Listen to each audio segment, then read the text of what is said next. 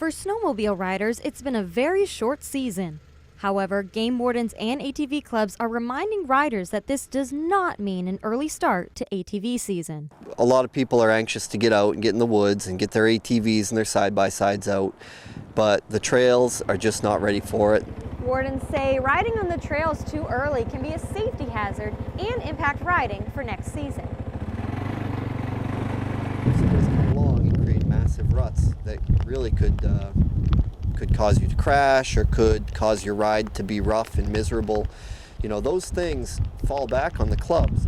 Maine boasts more than 6,000 miles of trails, which are all maintained by volunteers from local ATV clubs. Those volunteers say the season typically starts around mid-May. We want to get out there, but there's stuff that we have to do early spring because we got to see what the trail looked like from the winter.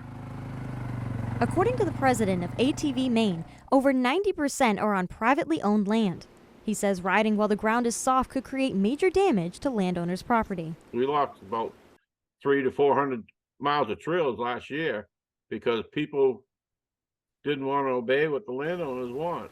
You know, we would love to be riding year round, but it's not our land, and we have to respect that. Local clubs will put out notices once the conditions are rideable. Until then, the trails and ATV access routes will remain closed. Any posted signs or no trespassing signs or signs that limit the use, like no motorized vehicles, it's really important to obey those any time of the year. In Bangor, Grace Blanchard for ABC 7 and Fox 22 News.